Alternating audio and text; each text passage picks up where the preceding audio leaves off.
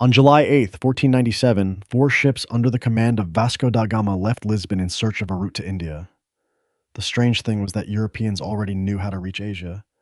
For centuries, merchants, missionaries, and envoys had traveled east along old routes. Asian pepper, silk, and porcelain still appeared in European markets. East and west had never been completely cut off from one another. Yet the Portuguese still chose to sail into unfamiliar waters, accepting the possible loss of ships, money, and even lives in order to find a new route. No one knew how long the voyage would take, nor could anyone be sure that the expedition would reach India and return, if the old routes still existed. Why did Europeans risk searching for new sea routes? Let us explore that question in detail.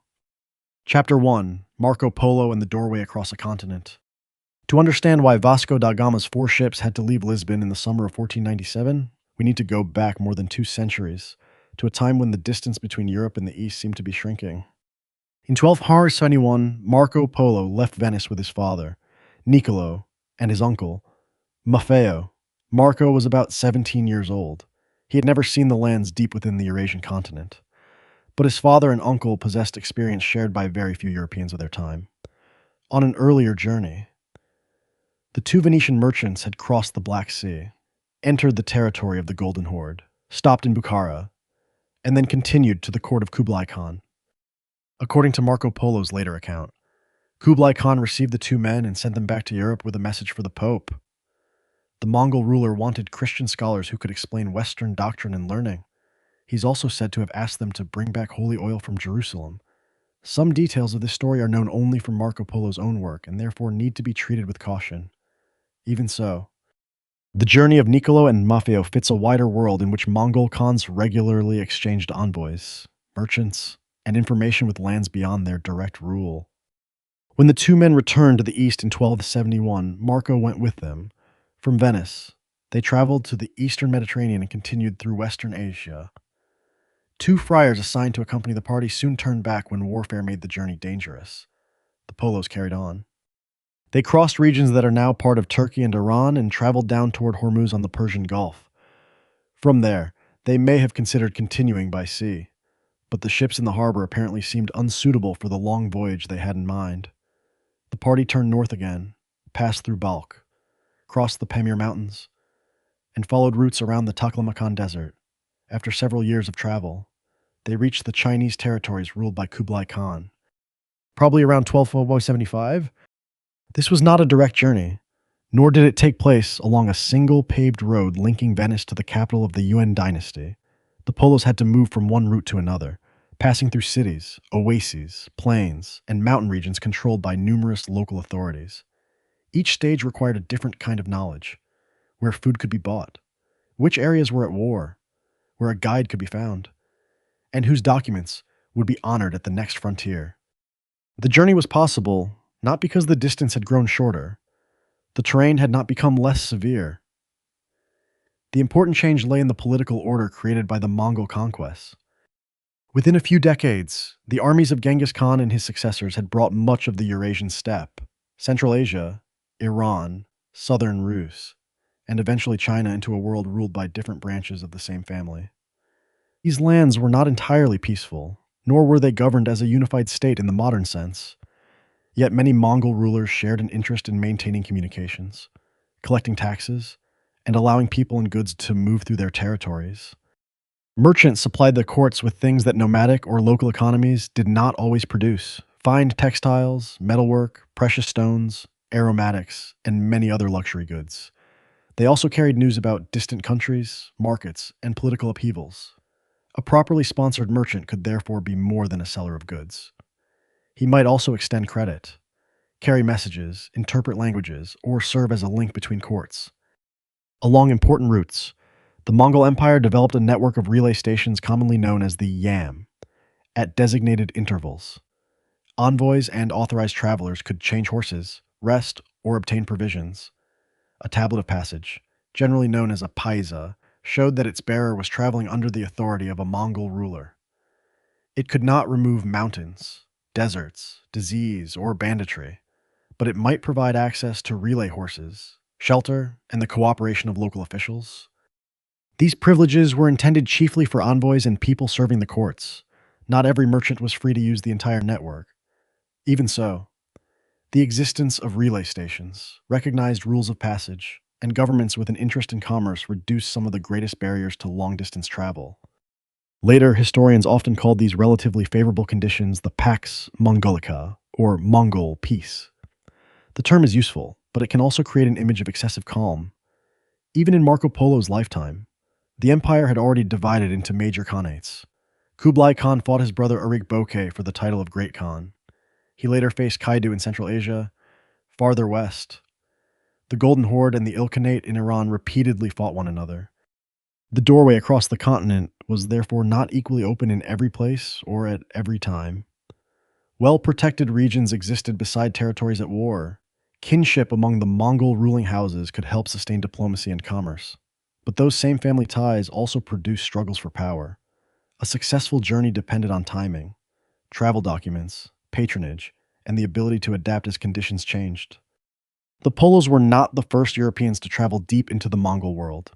Between 1245 and 1247, the Franciscan friar Giovanni da Pian del Carpine carried out a mission commissioned by Pope Innocent IV a few years later.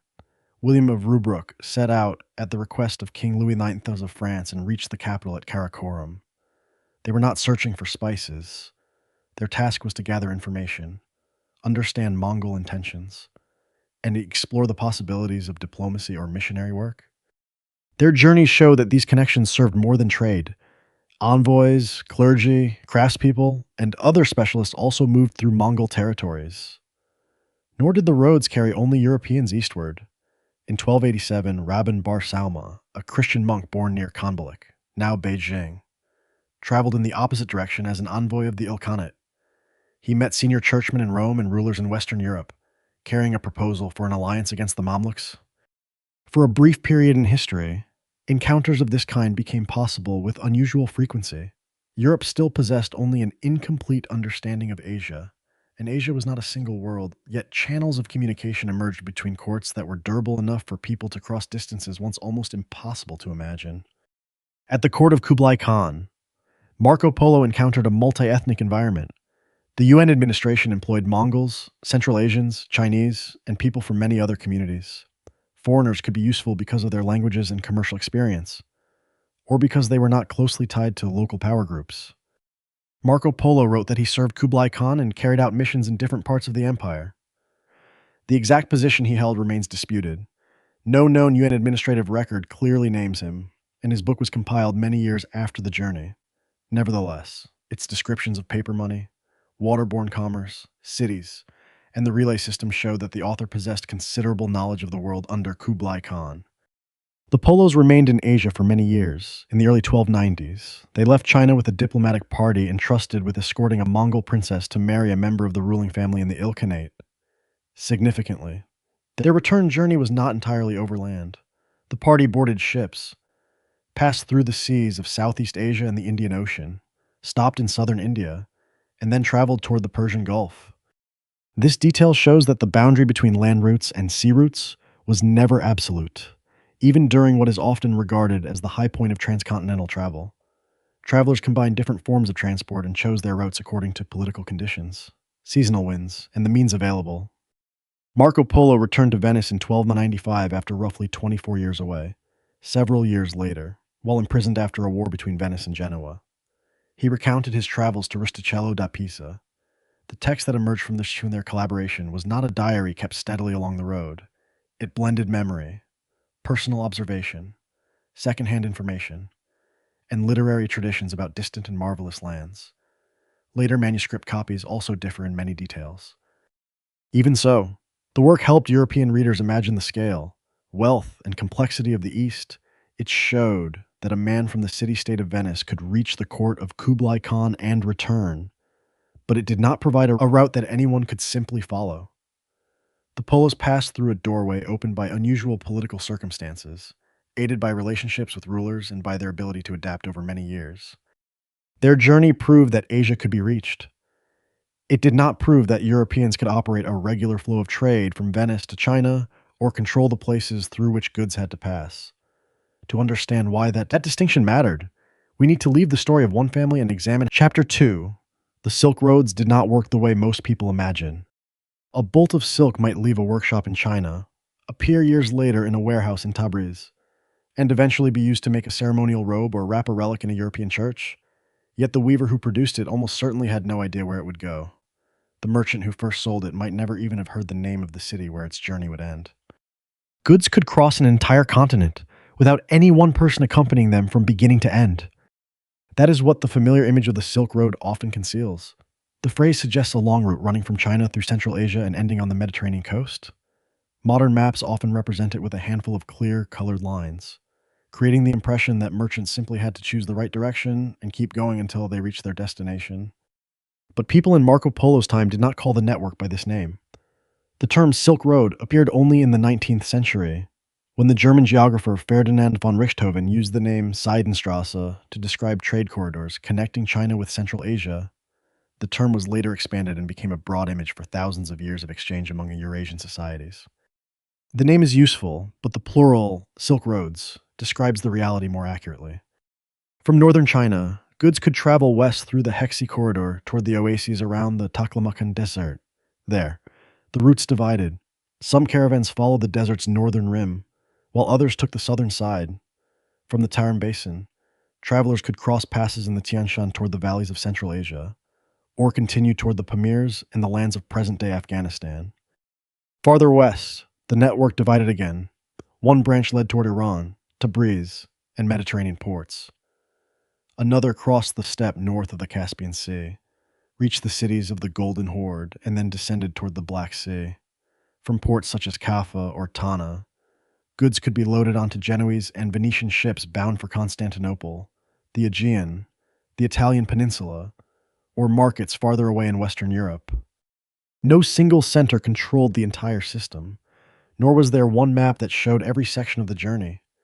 The route chosen depended on the point of origin, the kind of cargo, the weather, the state of war, the taxes being charged, and the relationships on which a merchant could rely. If one region became dangerous, merchandise could be redirected. If a ruler reduced taxes or built rest stations, caravans might converge on his territory. If war devastated one city, another might emerge as the new transfer point. The network was not fixed. It contracted, expanded, and changed direction with every shift in the political world.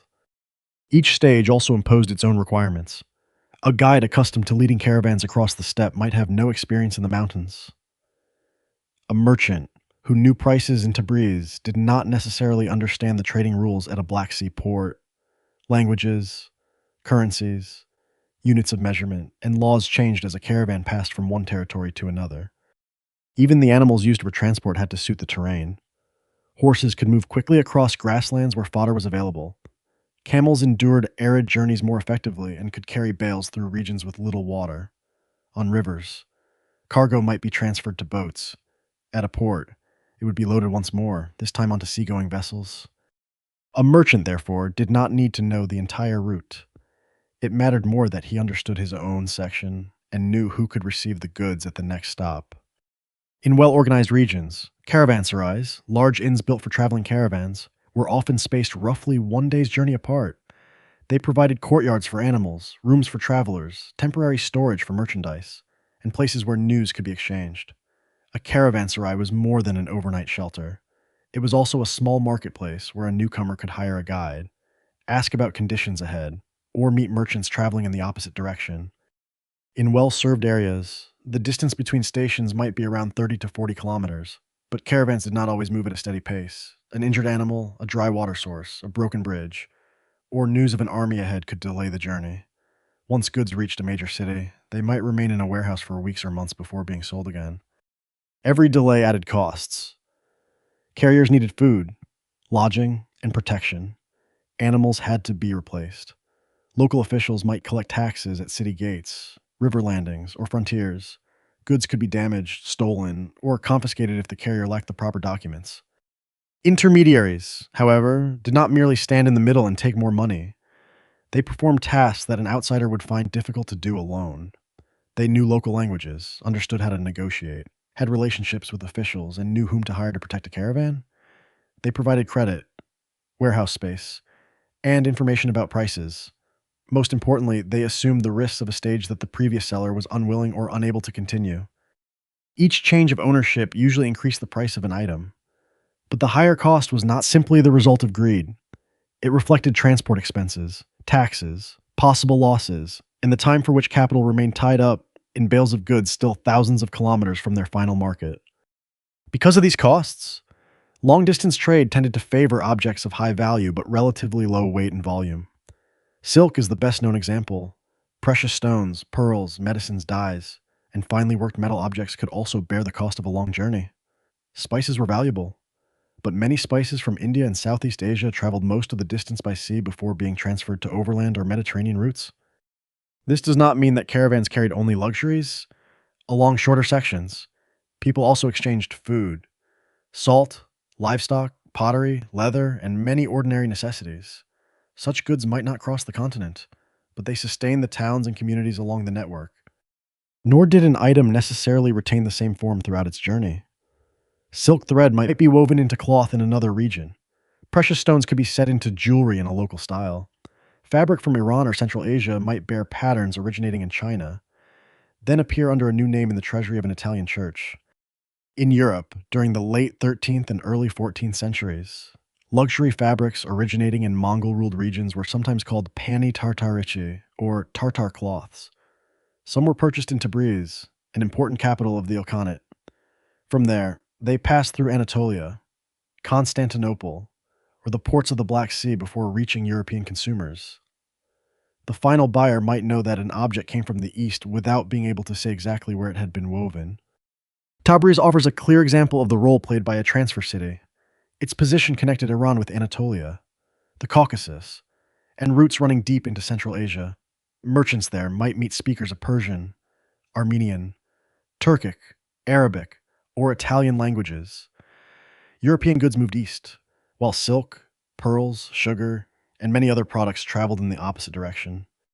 Armenian communities were especially important along some routes linking Iran, Anatolia, and the Black Sea. They possessed family networks, linguistic knowledge, and commercial relationships that crossed political boundaries. Persian and Central Asian merchants operated connections deeper within the continent. Arab merchants were prominent at ports and markets connected to the Indian Ocean. Genoese and Venetians concentrated at hubs where they possessed ships, warehouses, and commercial privileges. These groups might compete fiercely, but they also depended on one another. A Venetian merchant did not need to lead camels across the Taklamakan Desert if he could buy goods in Tabriz or at a Black Sea port. A Central Asian trader did not need to carry merchandise to Venice if he could sell it at a profit to someone else where two networks met. This specialization made the system as a whole more resilient. The death or failure of one merchant did not necessarily stop goods from moving. One caravan might be lost, but another could still depart. One route might close, but merchants would search for an alternative if the expected profit was high enough. It also explains why journeys such as Marco Polo's were both real and exceptional. The Polos were not merely doing on a larger scale what every merchant normally did. They crossed the boundaries between several specialized regions, traveled farther than most participants in trade, and relied on unusual political patronage. Their success showed that an individual could cross the network. It did not turn that network into a corridor controlled by Venice. At the western end, Europeans saw the results of the system in markets, palaces, and churches. Silk, porcelain, aromatics, and precious stones proved that the East remained connected to them. But most buyers knew nothing about the people who had produced or transported those goods during the early stages of the journey. Nor could they decide which route would be used, what taxes would be charged, or how much merchandise would arrive in the following season.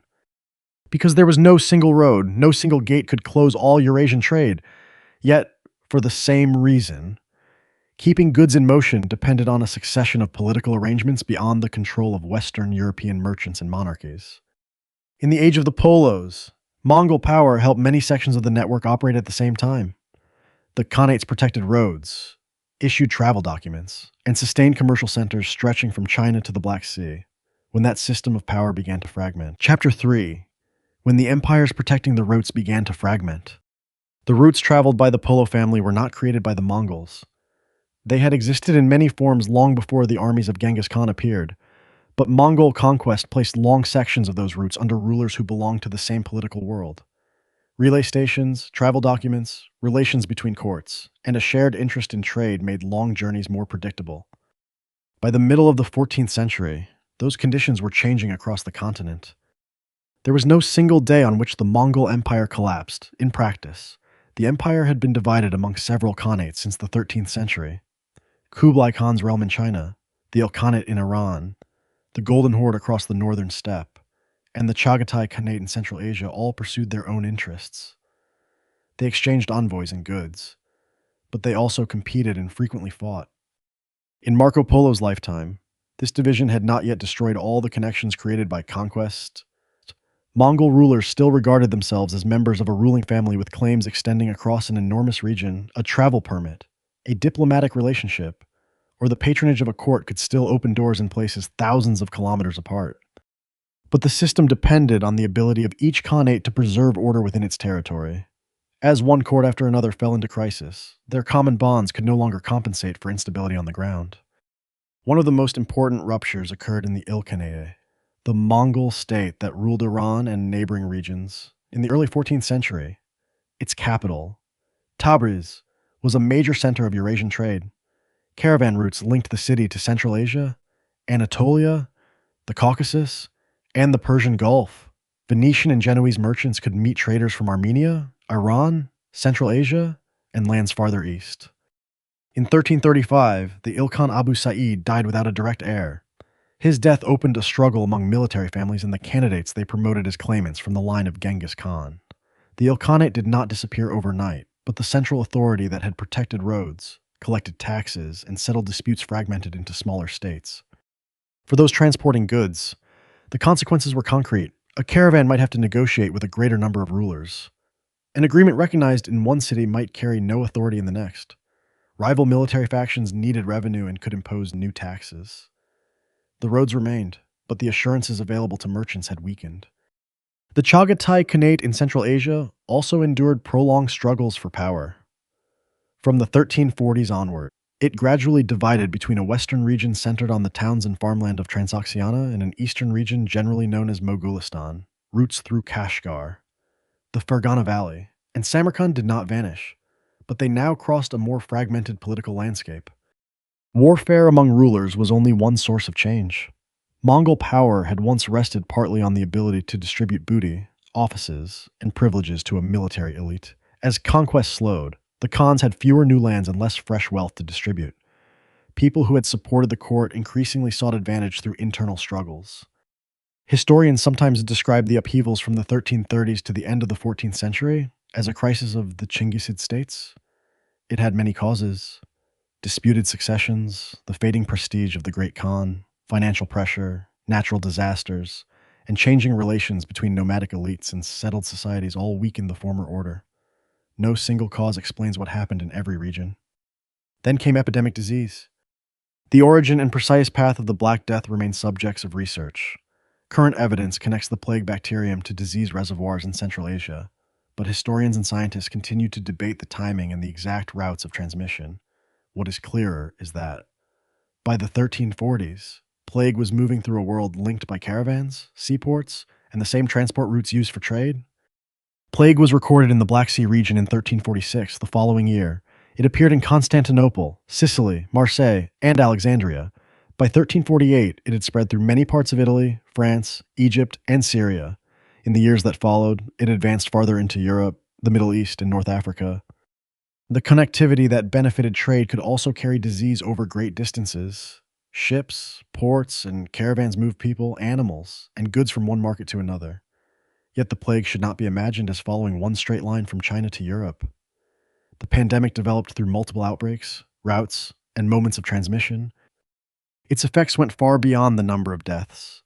Merchant families lost members and heirs, cities suffered labor shortages, agriculture, manufacturing, and tax collection were disrupted. A relay station could not function normally if the surrounding countryside no longer had enough people to supply food and care for animals. A ruler deprived of revenue found it harder to maintain soldiers to protect the roads. Nor did plague end after its first wave. It returned repeatedly during the 14th and 15th centuries, producing an uneven recovery. Some cities remained weakened for long periods, while others adapted and recovered their commercial position relatively quickly. To the north, The Golden Horde faced both plague and a succession crisis. After Khan Jani Beg died in 1357 and his successor Berdi Beg died in 1359, rival claimants fought repeatedly for power.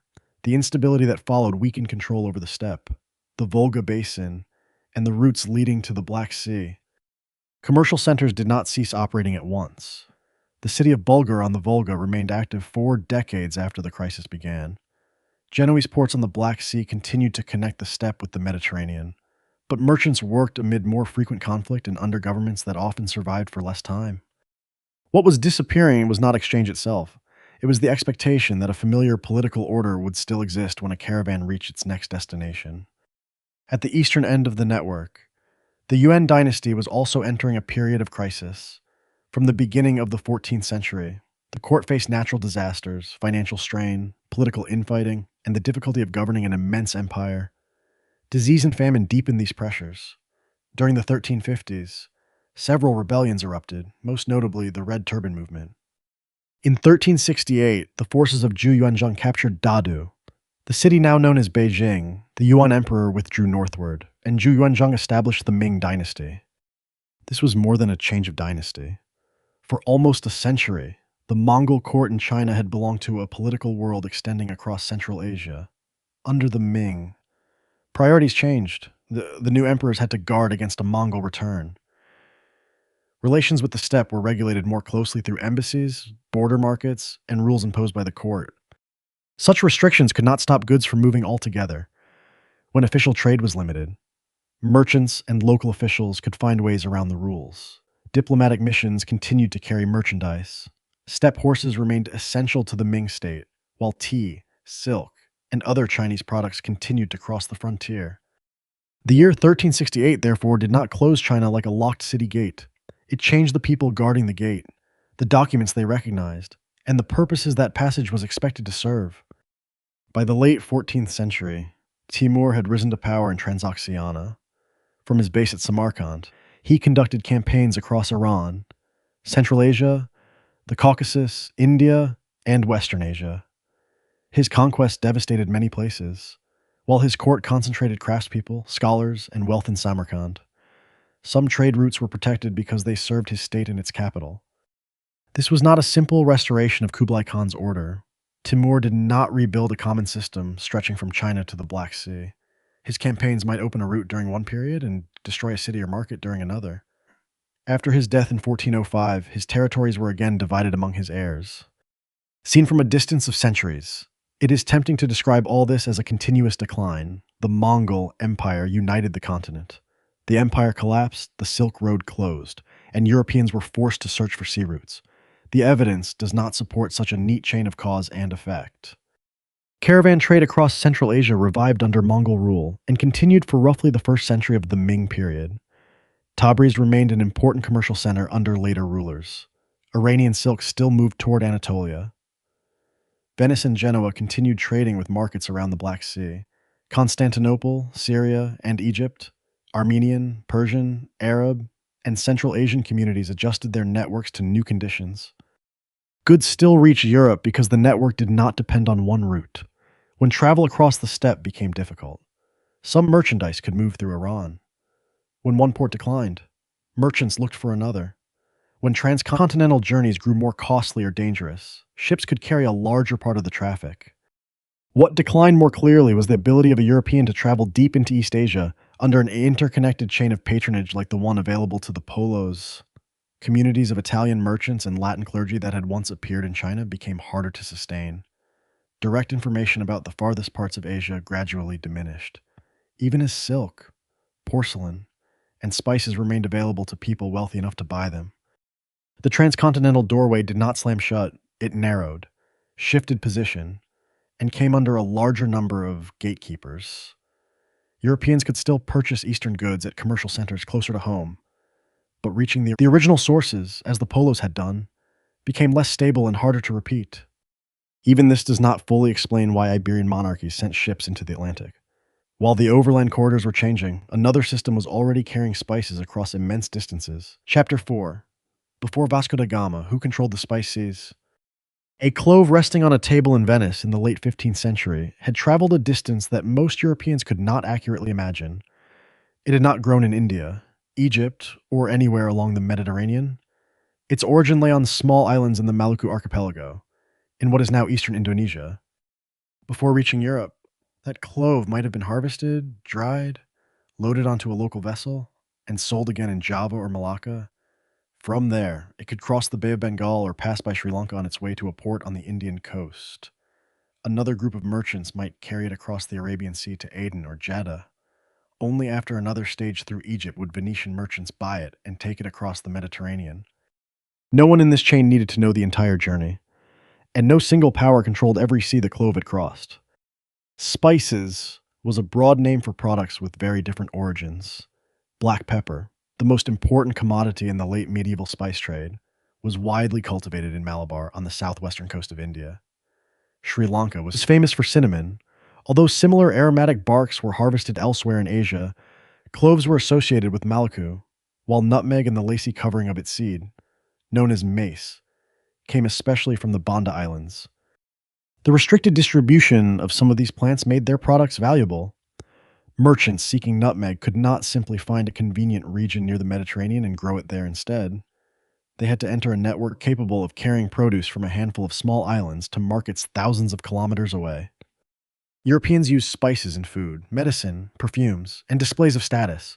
They were expensive because they were scarce and had traveled far, not because medieval people routinely used them to hide the smell of spoiled meat. As a later story would suggest, anyone who could afford cloves or nutmeg could generally afford better food as well.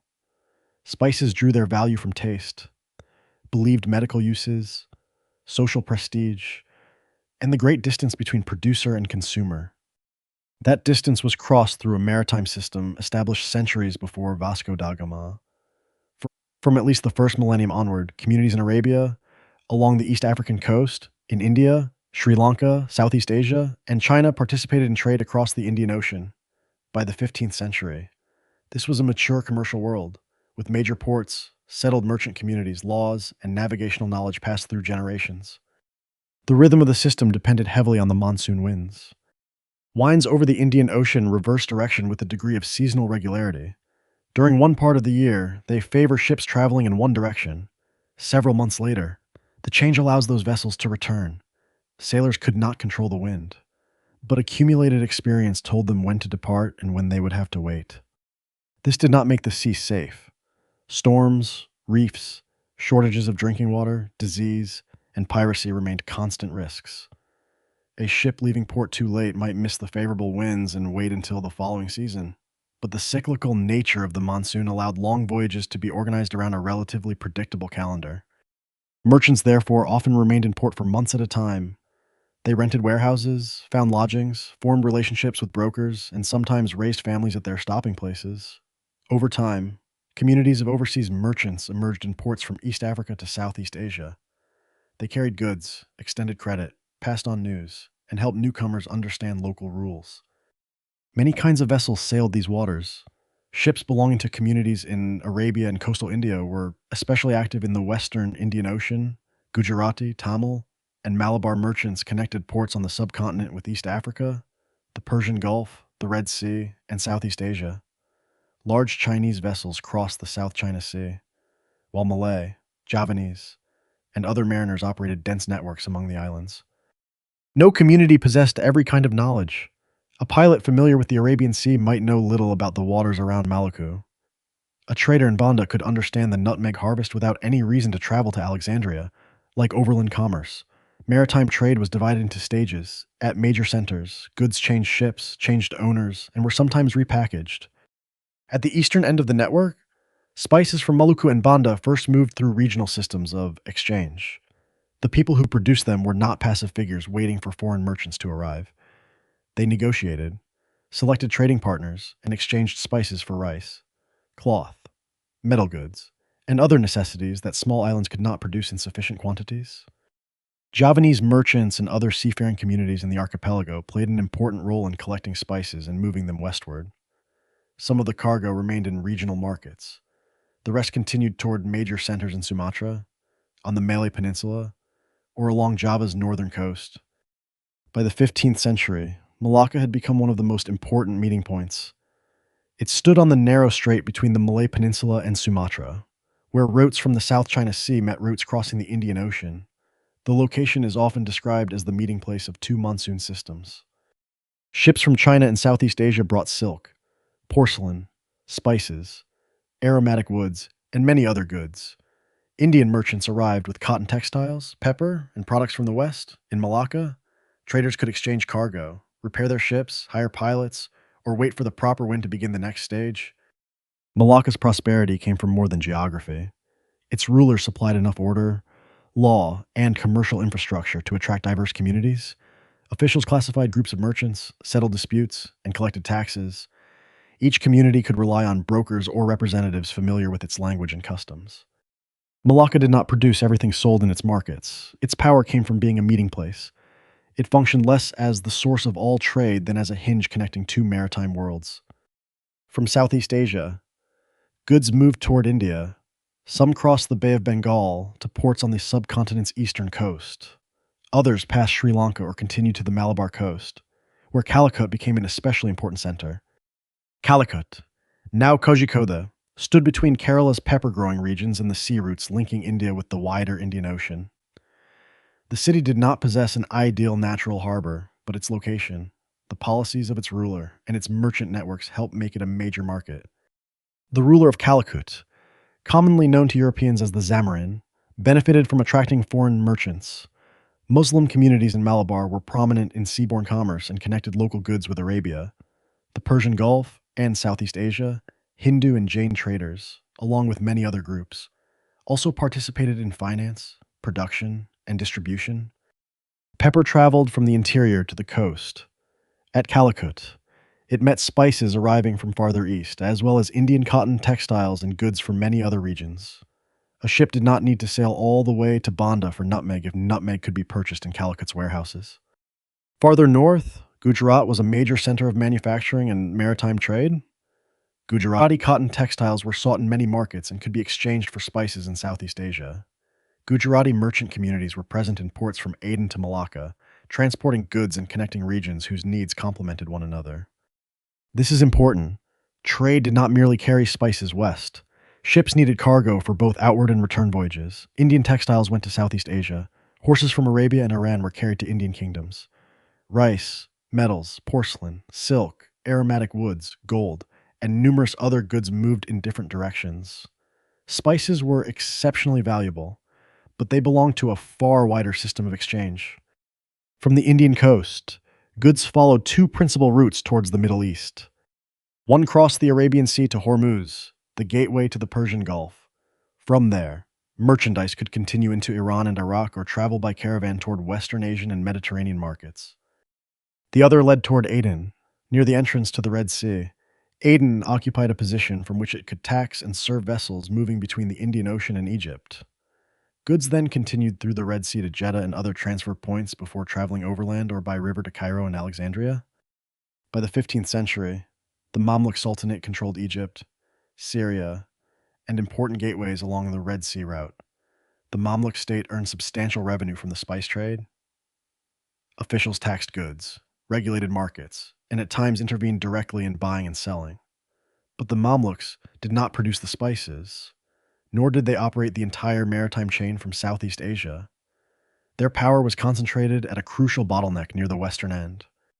At Alexandria and ports in the Levant, Venetian merchants bought pepper and other eastern goods and carried them across the Mediterranean. Venice's organized convoy system, commercial laws, and maritime strength made the city one of the leading gateways through which spices entered Europe. But Venice controlled only the final part of the journey. It depended on goods arriving from Egypt and Western Asia. The Mamluks depended on merchants carrying those goods through the Red Sea. Those merchants, in turn, relied on Indian markets, monsoon routes, and Southeast Asian shipping communities. The answer to the question of who controlled the spice seas is therefore this. Many powers controlled individual parts, but no one controlled the whole. The rulers of Malacca, Calicut, Hormuz, and Aden could protect their ports and collect taxes. Gujarati, Malabar, Arab, Persian, Javanese, and Malay communities might dominate particular routes or goods. The Mamluks controlled the Egyptian gateway, Venice held a powerful position in European distribution, yet the authority of each group ended where another network began. This system was not entirely peaceful. Ports competed, piracy, warfare, and coercion all existed. Rulers could confiscate cargo or favor one community to weaken a rival. Even so, the network operated largely through exchange and negotiation, and through the ability to move to another center when one port became too dangerous or too costly. When Vasco da Gama entered the Indian Ocean, he did not sail into an empty space. The Portuguese were trying to enter a system with its own calendar, rules, capital, expertise, and established powers. Spices continued to reach Europe because that system was working relatively well. From Lisbon.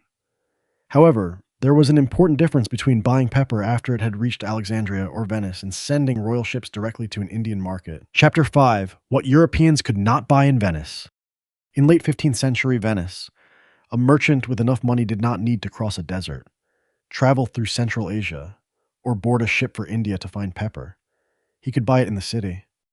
Sacks of spices were unloaded from Venetian convoys, inspected, weighed, priced, and sold to merchants from other parts of Italy, the lands beyond the Alps, Germany, France, and markets farther north. The same warehouses held cinnamon, ginger, cloves, nutmeg, silk, dyes, and many other Asian products. The East was not absent from Venice. On the contrary, its presence was one of the foundations of the city's wealth. What Europeans could not buy there was not spice. It was the power to determine the journey that spice had taken before reaching Venice. To understand this distinction, we first need to set aside a familiar explanation. In the commonly told version, the Ottomans captured Constantinople in 1453, closed the Silk Road, and cut off the flow of Eastern goods. Faced with a shortage of spices, Europeans were forced to find a sea route to Asia. The explanation is clear and memorable. One event connects the medieval world with the great oceanic voyages, but trade did not actually work that way. Constantinople was an important strategic center. It controlled passage between the Mediterranean and the Black Sea and connected the Balkans with Anatolia. Its capture by Mehmed II changed the regional balance of power. Genoa and Venice had to adjust their relations with the Ottomans, while wars between Venice and the new empire disrupted particular ports and routes in the following decades. Most spices arriving from the Indian Ocean, however, did not need to pass through Constantinople. Pepper and other goods commonly reached the Mediterranean through the Red Sea, Egypt, and Alexandria, or through Levantine ports such as Beirut. For most of the 15th century, those centers were under Mamluk rather than Ottoman rule. Even on routes controlled by the Ottomans, the state's purpose was not simply to prevent every Christian merchant from passing. Taxes on commerce were valuable. Cities, ports, and markets generated revenue only when goods and buyers continued to arrive. Relations between Venice and the Ottomans moved from war to negotiation and back again. But religious rivalry did not erase economic interest. Price evidence also conflicts with the image of a Europe suddenly deprived of pepper. Studies based on commercial records and merchants' letters show that pepper prices in many European markets fell considerably between the 1420s and the middle of the 15th century. In Venice, wholesale prices during the decades before Vasco da Gama's voyage were often lower than they had been at the beginning of the century. Prices were never completely stable. War, harvest, demand, taxation, and the amount of cargo reaching port could all change them. Yet there is no evidence that 1453 caused a lasting shortage that drove Europeans onto the ocean. More striking is the fact that the old networks remained capable of delivering substantial quantities of spices. Portuguese maritime expansion had also begun before the fall of Constantinople. Ceuta was captured in 1415. Portuguese vessels passed Cape Bojador in the 1430s and continued exploring the West African coast. The year 1453 could not have initiated a project already underway for decades. The Ottomans still formed part of the wider setting. The rise of a powerful empire in the eastern Mediterranean concerned Christian rulers, and war affected commerce as well as politics. But the Ottoman state was one element in a competitive environment, not a wall that caused every older route to disappear. If goods still arrived and pepper prices did not rise without interruption, the search for a new route must have had another explanation. Consider again the journey of a shipment of pepper. It was purchased in Malabar, carried to a port such as Calicut, loaded onto a vessel crossing the Arabian Sea, and sold in Aden or another commercial center. The cargo then continued through the Red Sea to Egyptian markets and, ultimately, to Venetian merchants At every stage, people supplied ships, storage, credit, protection, or local knowledge. Each service had a cost. Rulers collected taxes because ports and routes lay within their territories. Carriers paid sailors, obtained food and water, and repaired vessels. Lenders expected compensation for the possibility that a ship would never return. A merchant buying in one market and selling in another needed enough profit to continue operating. These expenses accumulated in the final price. But describing every participant as an unnecessary middleman misrepresents the system. They could not be erased simply by drawing a direct line on a map. Even a Portuguese fleet that reached India would still require pilots, interpreters, brokers, suppliers, and the consent of local rulers. The promise of a direct maritime route was not the elimination of every intermediary. It was the opportunity for a European monarchy to change its place in the chain. If ships sponsored by the Portuguese king could sail from Lisbon to India and return, pepper would no longer have to pass through Egypt before reaching Atlantic Europe. Some taxes and profits collected at other points could be redirected toward the Portuguese crown. Lisbon might become a new gateway, competing with Venice rather than buying from a network whose western end Venice already served. Transport by sea made this prospect more attractive. In a pre-industrial economy, moving a large volume of cargo by ship was often cheaper than carrying the same weight on animals. A single vessel could hold what would otherwise require a long caravan of horses or camels. Sailors still needed wages and ships could still sink. But water supported a weight that animals had to carry over every kilometer on land. This did not make every maritime route automatically cheaper. Sailing from Lisbon around southern Africa to India was vastly longer than traveling from Malabar through the Red Sea. Ships needed months of water, food, and replacement equipment. Disease could weaken a crew. A storm, or a mistake in choosing the winds, could destroy the entire investment. For the Cape route to offer an advantage, the Portuguese had to turn a single expedition into a regular flow of ships. They needed to know where to obtain water, when to leave port, how to return across the Atlantic, and which vessels could carry cargo and survive the voyage. An economic advantage would emerge only when risk had fallen far enough and enough merchandise came back. The potential reward was more than the difference between buying and selling prices. A route organized by the crown would also bring information. In Venice, Portuguese buyers saw merchandise after most of its journey was over. They knew European prices but had little knowledge of production in Malabar, purchasing conditions in Calicut, or the season when ships departed Malacca. Every layer in the network possessed information unavailable to those at its far end. Moving closer to the source would reveal the price of pepper, the goods local sellers would accept, and the competitors operating in each port. Merchants could use this knowledge in negotiations, in choosing markets, and in deciding how many ships to send the following season. But when Europeans finally reached India, they would encounter another problem. Asia offered many products that Europeans desired. While European goods were not equally attractive to Asian buyers, some European metals, manufactured goods, and textiles found buyers in particular markets. They were not always sufficient, however, to obtain large quantities of pepper, silk, and luxury products. Merchants often had to pay the difference in gold or silver. The eastward movement of precious metals worried many European writers, from the perspective of Indian or Western Asian merchants. However, demanding gold and silver was entirely reasonable. They were under no obligation to exchange valuable goods for products their own markets did not need. A direct route, therefore, did not solve the problem of payment. It might make the demand for precious metal even more visible, to buy spices near their source. Portugal needed something sellers wanted. This helps explain why access to West African gold became closely connected with opening a route to India. Gold was not merely a separate prize. It could also provide the means for the crown to enter Eastern trade. Portuguese ambitions should not be treated as the desire of Europe as a whole. Venice profited enormously from the existing system and had no reason to welcome a competing route. Genoa had different interests. The Iberian kingdoms, positioned on the western edge of the Mediterranean network, bought through commercial structures they did not control. The same system could therefore serve Venice extremely well, while leaving Portugal at a disadvantage. The question was not whether trade functioned. It was whose interests that trade served. A private merchant generally sought to buy cheaply, sell at a profit, and recover his capital safely. A monarchy saw wider possibilities. A king could collect taxes, grant privileges, strengthen his own ports, and reduce dependence on rivals, if the crown controlled a maritime route. It could also decide who participated and use commercial revenue to finance military power. This ambition was closer to monopoly than to free trade. The Portuguese did not merely want to appear in Calicut as another merchant community equal to those already there. Their larger dream was to divert the movement of goods, secure favorable conditions, and eventually force some trade to pass through ships and bases under Portuguese control. That objective proved much harder to achieve than it appeared from Lisbon. Asian markets were large, flexible, and served buyers other than Europeans. Around 1500, Europe consumed only a portion of the spices traded within Asia.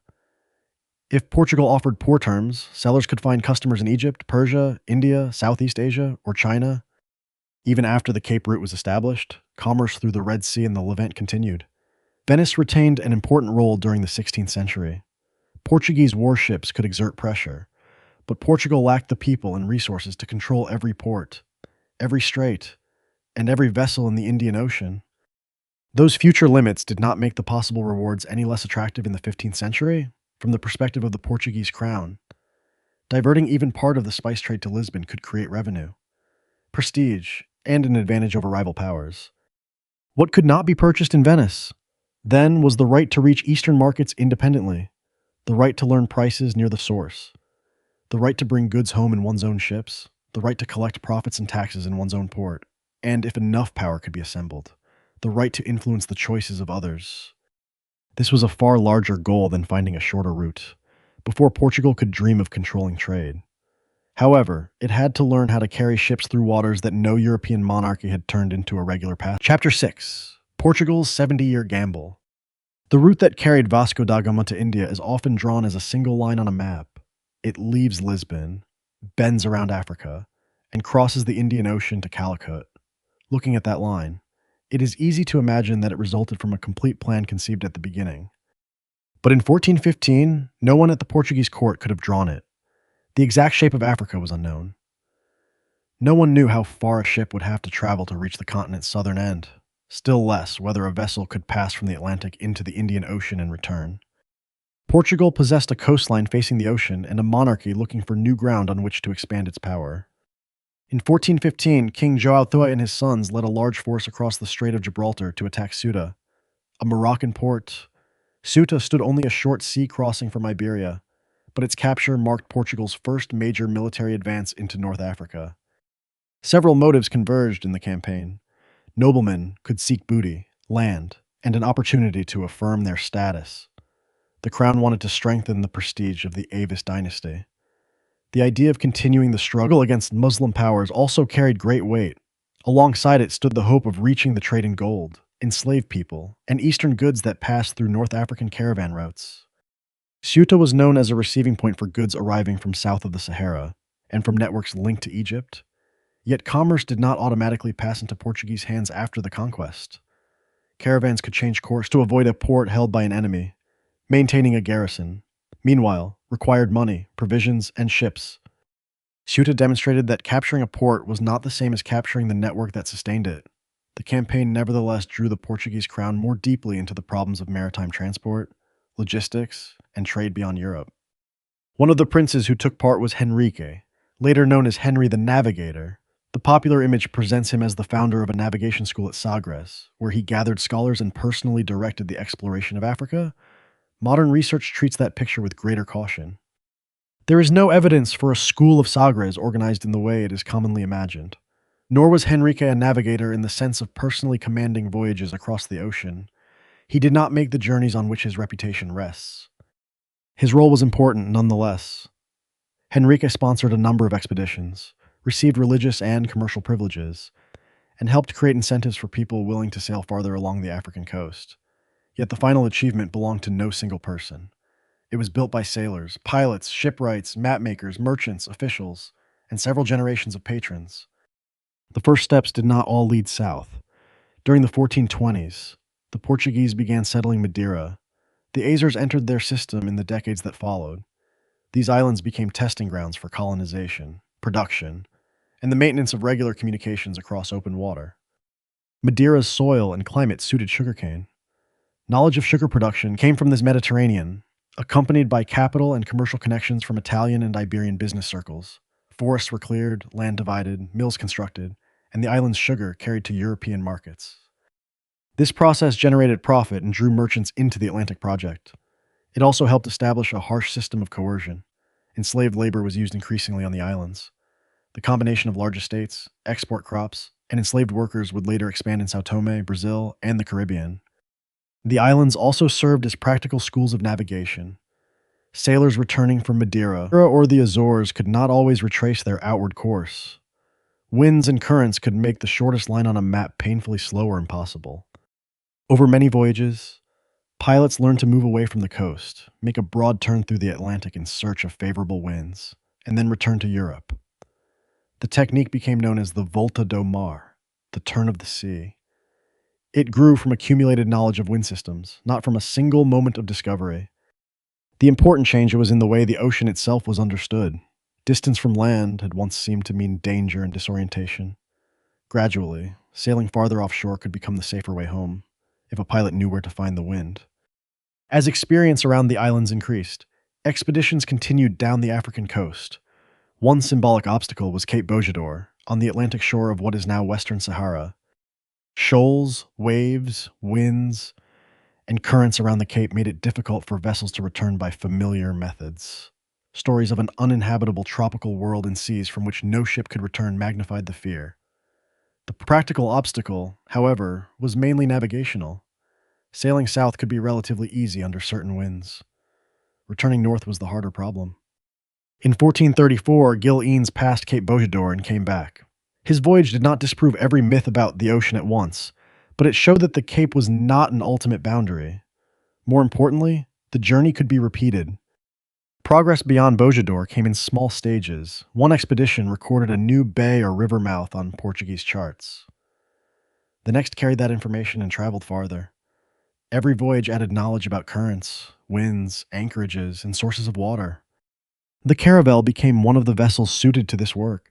It was relatively small, could maneuver near unfamiliar shores, and used lateen sails that offered flexibility under certain winds. But the caravel was not a miraculous invention capable of solving every problem by itself. Other ship types remained in use. As the purpose shifted from reconnaissance to carrying larger cargoes, the Portuguese needed vessels with greater capacity. Maritime success came from combining ship design, the experience of crews, compasses, charts, observations of the sky, and practical knowledge of winds and currents. On reaching West Africa, Portuguese expeditions did not encounter an empty coastline. They met societies with their own governments, markets, and routes of exchange. Gold had traveled from the interior across the Sahara for centuries. Salt, cloth, metal, horses, food, ivory, and enslaved people circulated through regional networks before Portuguese ships appeared. Some early Portuguese expeditions raided the coast to capture people. In 1444, a group led by Lancarote brought approximately 250 captives from West Africa to Lagos. Families were separated, and the survivors were divided as property. The Chronicle of Gomes Aens de Zurara describes the scene and attempts to justify enslavement through the ideal of Christian conversion. Yet even within an account written to praise Henrique, the suffering of the captives and the moral questions surrounding the act remain visible. Raiding enriched some participants, but it also met resistance and could not always continue safely. As Portuguese ships traveled farther, they increasingly had to adapt to local trading systems rather than rely entirely on plunder. At Arguin, off the coast of present-day Mauritania, they built a fortified trading station in the mid-1440s. The position provided access to part of the commerce crossing the Sahara. European and North African goods were exchanged for gold, local products, and enslaved people. The crown sought to license the trade, tax it, and retain a share of the proceeds. By the 1450s, gold and slave trading attracted not only noblemen, but Portuguese, Castilian, and Italian merchants. Voyages were no longer concerned only with adding new coastlines to charts. They produced streams of income that could encourage the next ships to depart. Expansion continued after Henrique died in 1460, evidence that the project had grown beyond its most famous patron. The crown granted rights of trade and exploration to individuals and contractors. In 1469, Fernão Gomes received a contract to exploit commerce in the region called Guinea in return for a duty to survey additional stretches of coastline. This arrangement transferred part of the cost and risk to commercial investors. A profitable market could repay their capital. The crown still received taxes, information, and claims of sovereignty without financing every vessel itself. In the early 1470s, Portuguese ships reached the coast of present-day Ghana and gained maritime access to the gold trade. For the king, this was a remarkable opportunity. Gold brought directly to Portugal could generate revenue and help purchase the goods demanded in Asian markets.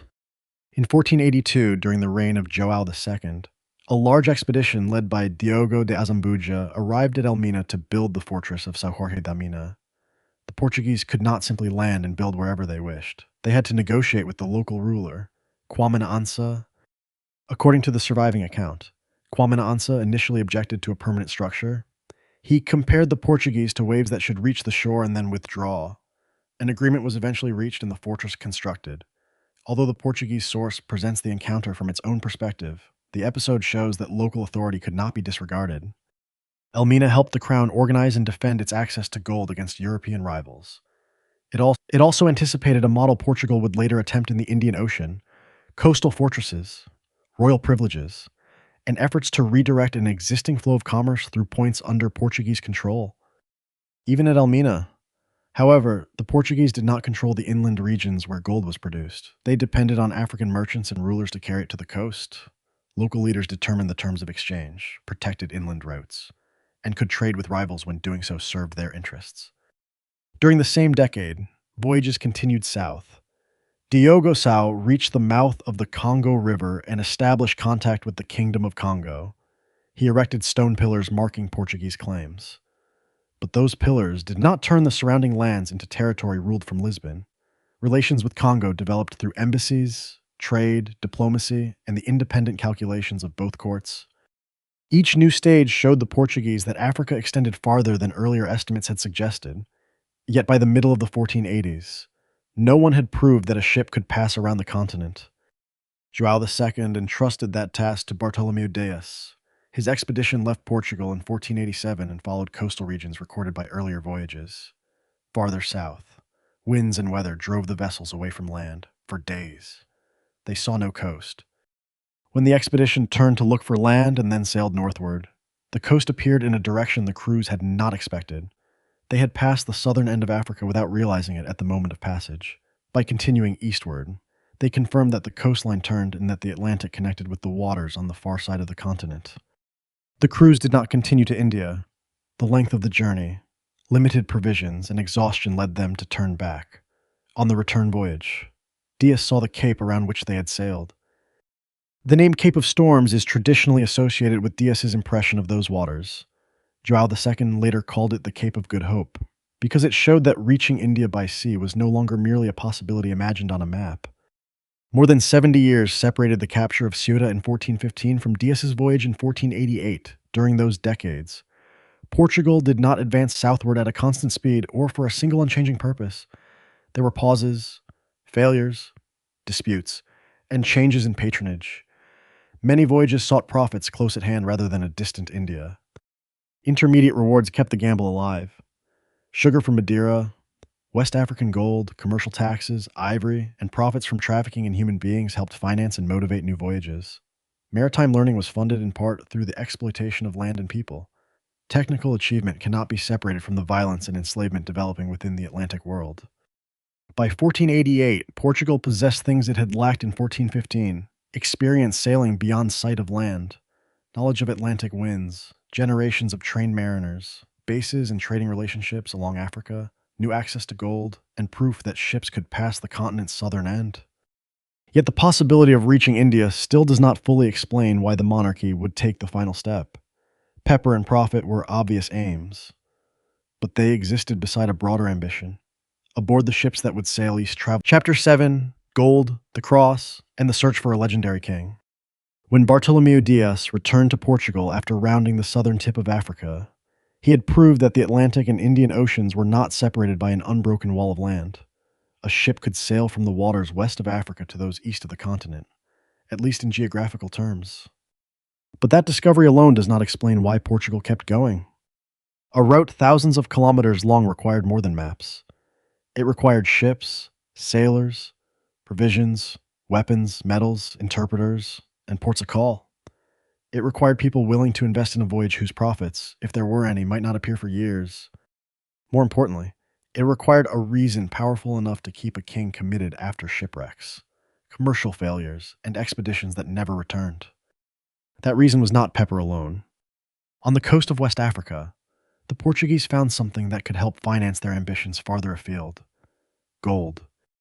For centuries before Portuguese ships arrived, West African gold had traveled through inland trading networks and across the Sahara.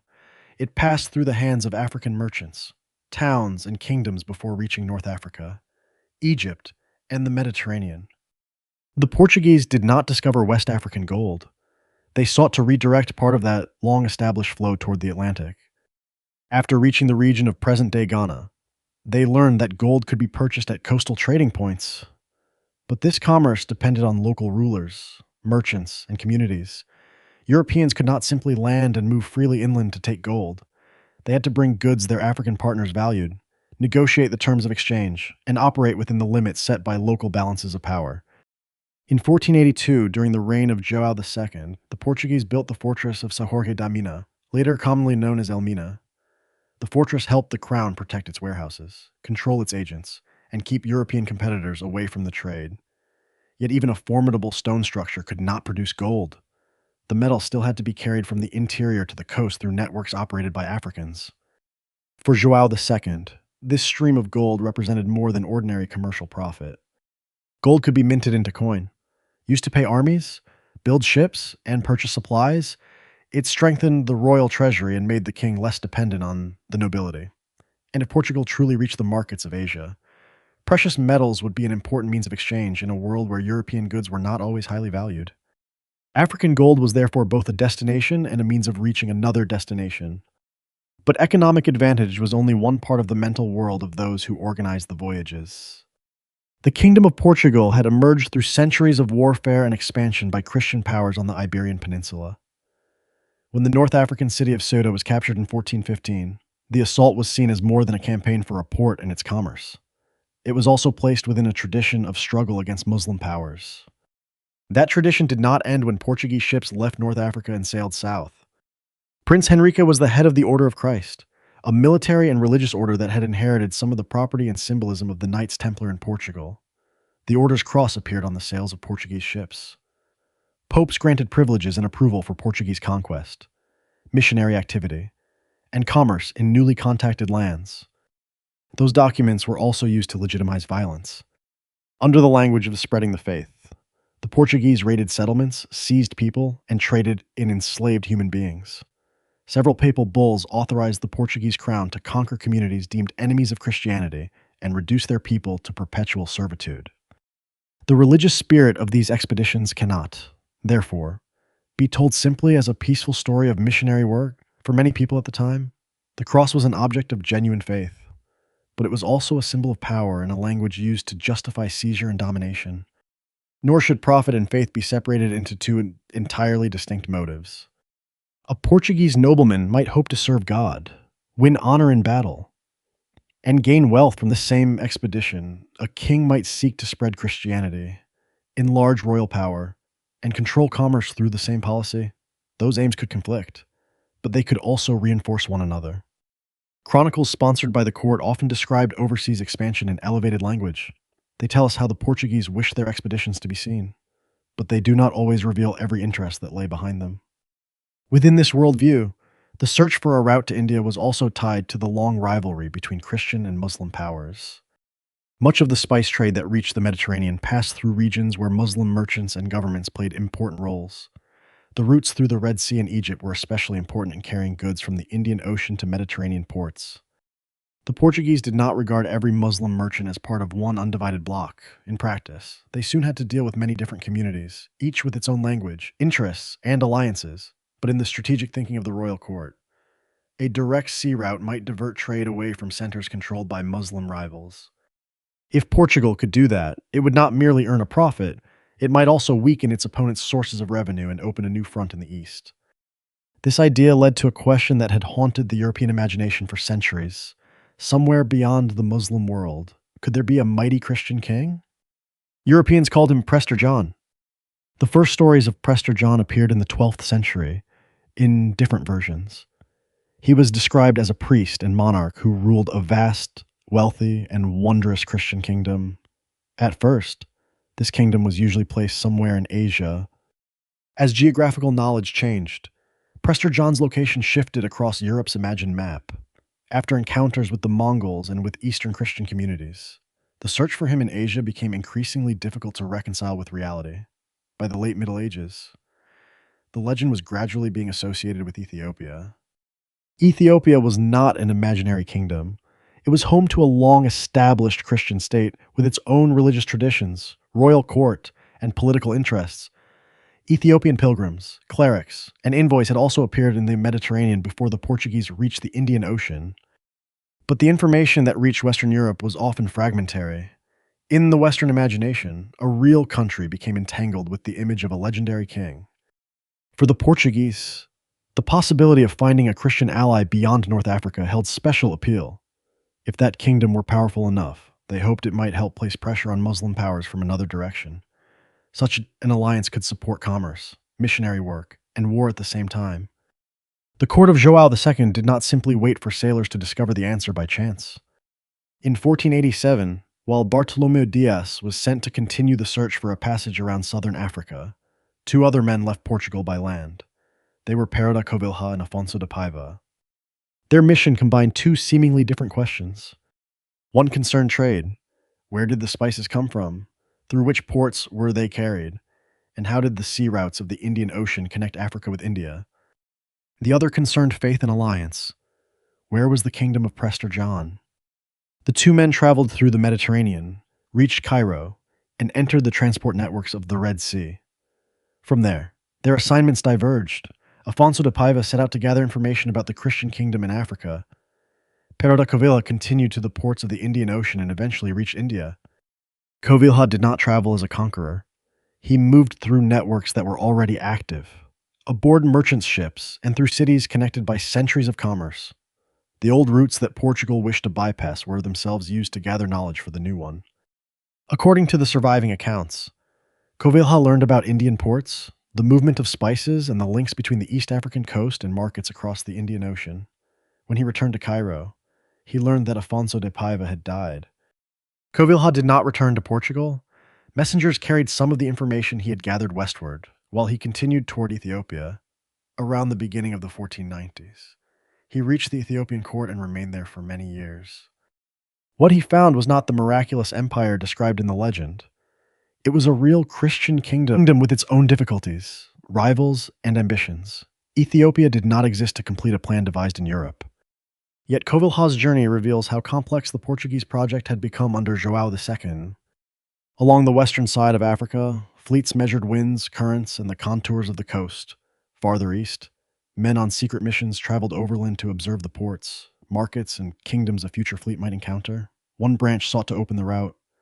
The other studied the world at its far end. The king was no longer sponsoring isolated voyages out of curiosity. He was trying to combine maps, commercial intelligence, maritime knowledge, and diplomatic contacts into a strategy of royal power. Within that strategy, gold supplied resources, spices promised profit, the cross offered religious meaning and legitimacy.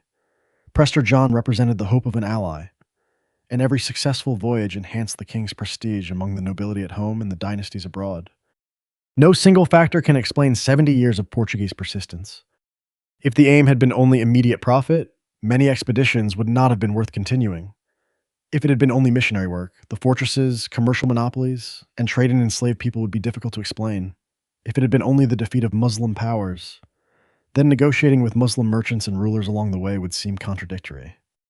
But as these motives overlapped, the amount of risk the court was willing to accept also changed.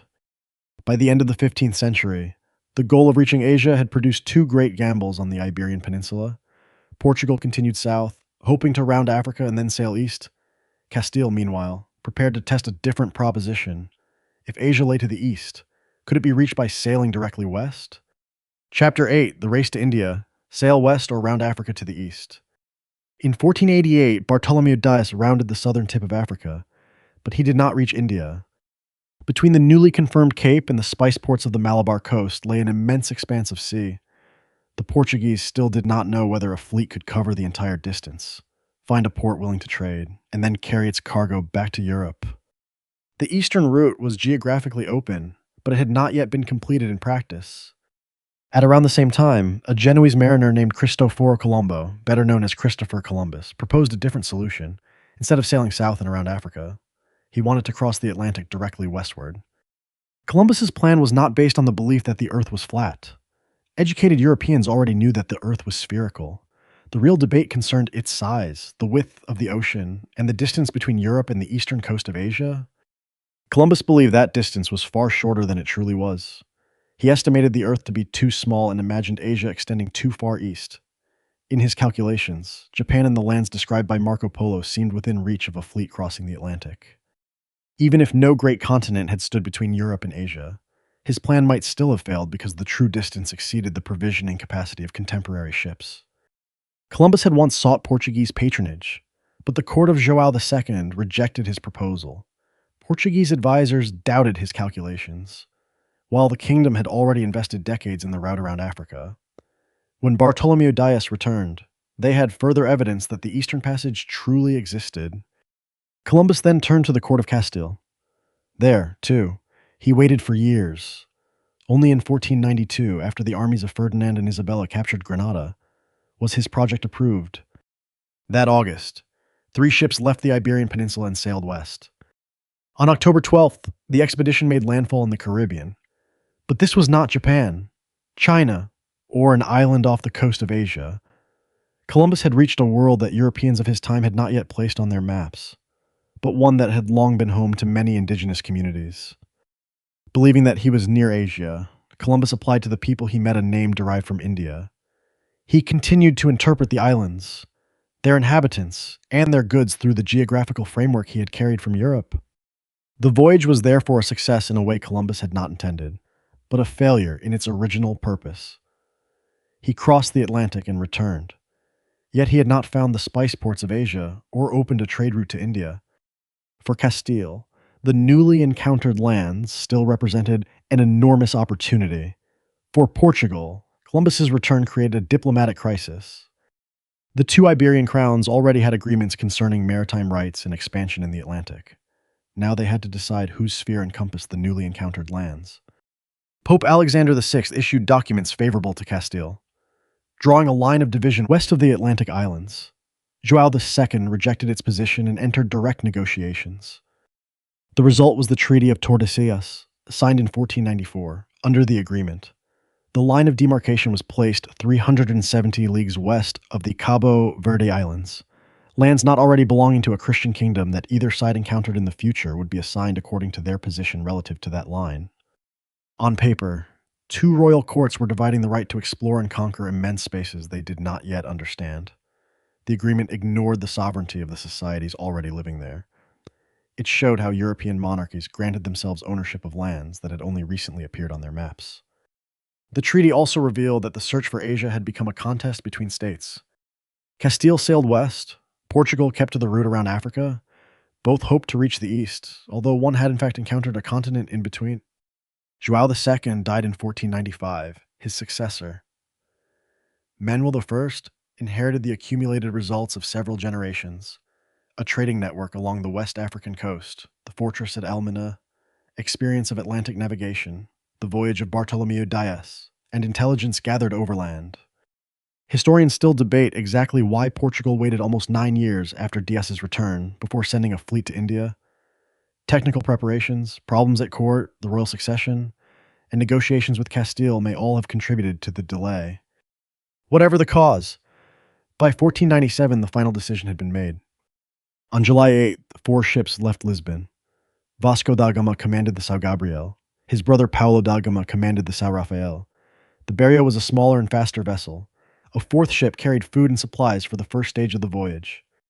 This was not an improvised journey by a handful of adventurers. The fleet was organized by the crown, drew on knowledge accumulated over decades, and carried diplomatic, religious, and commercial aims.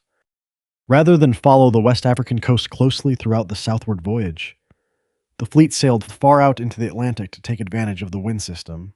This broad arc appeared to carry the ships away from Africa, but it helped them avoid unfavorable winds and currents near the coast. This was the result of earlier voyages. The Portuguese did not master the ocean through a single invention.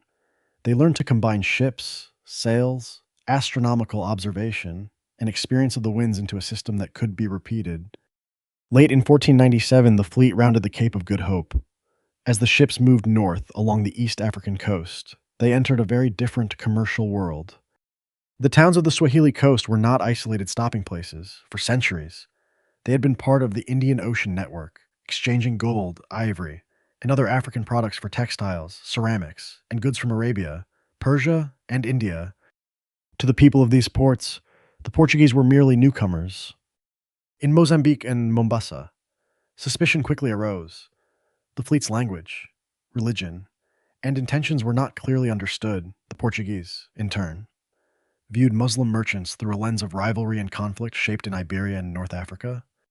These early encounters combined exchange and observation with threats and violence. At Malindi, circumstances were more favorable. The local ruler had rivalries of his own with neighboring towns and was willing to assist the Portuguese. The fleet found a pilot experienced in the route from East Africa to India.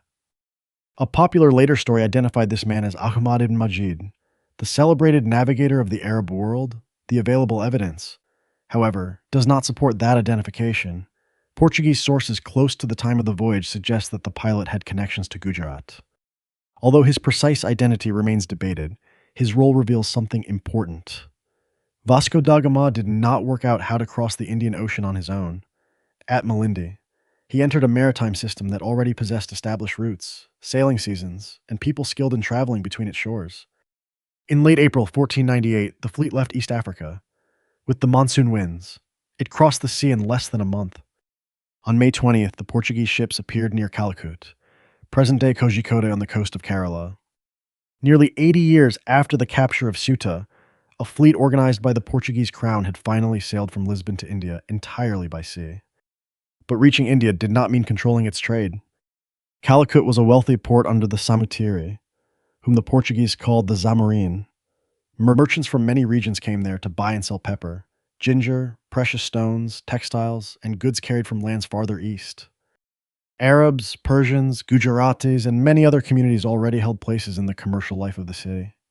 They understood its prices, customs duties, credit, and sailing seasons.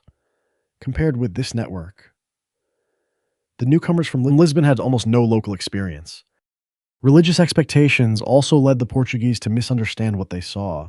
Some members of the expedition initially mistook Hindu rituals and temples for a form of Christianity unknown to them. After years spent searching for Eastern Christian communities, they tended to interpret unfamiliar signs according to what they hoped to find. When asked why they had come to India, the famous reply recorded in the voyage journal named two things: Christians and spices. But the encounter with the court of Calicut quickly exposed the distance between Portugal's ambitions and its actual position. The gifts da Gama brought include cloth, coral, sugar, oil, honey, and several metal objects. In a port accustomed to dealing with wealthy merchants, they fell far short of what was expected from the envoy of a powerful king. The Portuguese wanted to be received as representatives of a great monarchy. But their goods were not impressive enough, and promises of future fleets could not substitute for gold, silver, and valuable merchandise in the present.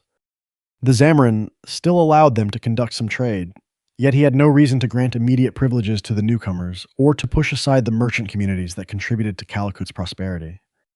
Negotiations gradually became tense over customs duties, merchandise, political suspicion, and competition among merchant groups. Portuguese accounts often blamed Muslim traders, but those records were written from the expedition's point of view and cannot be treated as the only neutral explanation. Da Gama left Calicut without securing a stable commercial agreement. He carried away some goods and information about the market, but he had no fortress, no supply network, and no control over any trade route in the Indian Ocean. In diplomatic terms, the voyage had opened only a very narrow door. The return journey was harsher still. The fleet left the Indian coast when monsoon conditions were unfavorable. The crossing back to East Africa took far longer than the outward passage. Disease, especially symptoms consistent with scurvy, weakened the crews. The number of men fit for work fell rapidly. The São Rafael eventually had to be abandoned because the expedition no longer had enough sailors to operate all three remaining ships. The survivors were transferred to the São Gabriel and the Berrio. The Berrio reached Portugal first. Vasco da Gama returned later in 1499 after his brother Paulo had died during the journey. Only part of the original company survived. Two of the four ships completed the return voyage. Judged solely by its immediate commercial results, the expedition achieved very little. Portugal had not gained a monopoly over pepper. The networks through the Red Sea, the Persian Gulf, Central Asia, and the Mediterranean continued to function. Venice did not lose its position after a single voyage. But the expedition proved something earlier generations had not been able to prove. A fleet could leave Western Europe, round Africa, use the sea routes of the Indian Ocean, reach a major Indian port, and return. Columbus sailed west because he believed Asia was nearer than it truly was, and he encountered another world in between. Vasco da Gama sailed east by a longer route and eventually reached the Asian trading network Portugal had sought. Both voyages changed history, yet neither was simply a story of a European discovering a land unknown to everyone. The Americas were already inhabited. The Indian Ocean already had sailors, merchants, and commercial empires. Da Gama's route was completed only through decades of Atlantic experience and through knowledge possessed by the people he encountered in Africa and India. By 1499, the Portuguese had found a sea route to Asia. They had not yet mastered it. And that is the difference between reaching a place, trading with it, and controlling what happens between the two ends of the journey. On July 8, 1497, when four ships under Vasco da Gama left Lisbon, Europeans were not completely cut off from Asia. Eastern goods still reached European markets. Merchants, missionaries, and envoys had crossed the Eurasian continent. Caravans still traveled through Central Asia. Merchant vessels still connected India, Southeast Asia, the Persian Gulf, and the Red Sea. At the other end of the network, Venice continued to receive spices for distribution across Europe. The old routes still existed, but they did not form a single corridor controlled by Europeans. A bale of pepper might pass through many ships, caravans, merchants, custom stations, and governments before reaching the Mediterranean. Each link in the chain held part of the information and took part of the profit. Buyers in Venice might own the pepper, but they did not control where it was grown, the ships that carried it across the Indian Ocean, or the ports through which it passed on its way to Europe. Even the most famous journeys overland took place under exceptional circumstances. Marco Polo could travel across Asia when Mongol power created relatively favorable conditions along many stretches of the route. But his experience was not representative of ordinary travel. As empires divided, conflicts spread, and centers of power shifted, an already difficult journey became still less predictable. What European monarchies sought was therefore more than another line on a map. They wanted a more direct connection to Asian markets. They wanted to retain profits that were being divided among many intermediaries. They wanted their own agents to gather information, their own ships to carry the goods home, and their kings to control the enterprise. For Portugal, this ambition was driven by several overlapping goals. Spices promised profit. West African gold supplied resources and a means of exchange. Expeditions helped the crown extend its influence, increase its revenues, and strengthen its position against the nobility. The crusading tradition allowed expansion into Africa and the Indian Ocean to be presented as part of a religious struggle. The legend of Prester John offered hope that a Christian ally might be found in the East. Commerce, faith, and power did not operate separately. They traveled aboard the same ships. Nor was the sea route discovered in a single moment. It was the result of decades of trial and accumulation, from the voyages beyond Cape Bojador and the discovery of how to use Atlantic winds, through the contacts made along the African coast, the construction of Elmina, the voyage of Bartolomeu Dias, and the overland mission of Pero de Covilhã. Every step added another piece of knowledge. Even after reaching the Indian Ocean, the Portuguese still depended on the knowledge of the world they wished to enter. They passed through Swahili ports with long histories of commerce. They relied on a pilot who understood the monsoon to guide them from East Africa to India. At Calicut, they encountered a wealthy city where Asian merchants had traded for generations. The Portuguese did not open an empty sea. They found a way into a system that was already in motion. And Vasco da Gama's first voyage did not give Portugal control of that system. His gifts failed to impress at Calicut. The negotiations produced no stable agreement. Most of the crew did not return. 2 of the 4 ships completed the voyage. Yet when the survivors returned to Portugal in 1499, they carried evidence more valuable than the limited quantity of spices aboard their ships. A continuous maritime voyage between Western Europe and India had been achieved. That route did not immediately replace the old ones, nor did it instantly give Portugal a monopoly over trade. but it created the possibility of carrying ships, weapons, and royal power into seas that had previously lain beyond the direct reach of Western European monarchies. The answer to our original question, then, is not that the overland routes had completely disappeared. Europeans risked searching for sea routes because being able to reach Asia was not the same as being able to reach it reliably, carry goods on a large scale, and control the terms of exchange. They were not merely looking for a route. They were looking for the profits along it. They were looking for information, allies, and prestige. They were seeking to turn the sea into a space where a king could levy taxes, wage war, and extend his power. By the end of the 13th century, some Europeans could travel east overland. By the end of the 15th century, European monarchies wanted more. They wanted to decide where the journey would go, which ships would carry the goods, and who would keep the greatest share of the rewards when those ships returned. That is why they accepted the danger of unfamiliar seas. And that is why the voyage to India did not end when Vasco da Gama sighted the coast at Calicut. It marked